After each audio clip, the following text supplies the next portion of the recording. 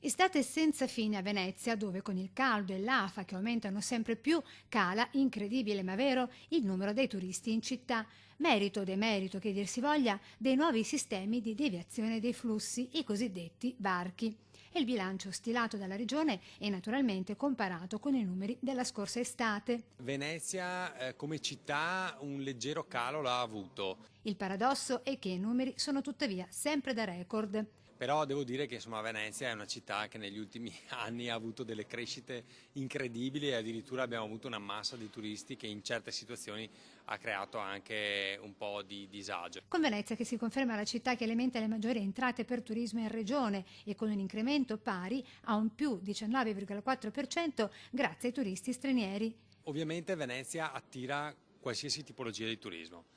Abbiamo turisti facoltosi che ovviamente vanno in alberghi 5 stelle, ma abbiamo anche un turismo di massa fatto da persone anche provenienti da altre regioni italiane che raggiungono la città, magari anche per una semplice giornata oppure al massimo una nota a disposizione. Quindi insomma diciamo che è un turismo diversificato, però il lavoro che stiamo cercando di fare noi è di evitare di lavorare sui flussi, anche perché appunto Venezia non ha bisogno di attirare nuove quantità di turisti, ma ha bisogno di qualità dei turisti.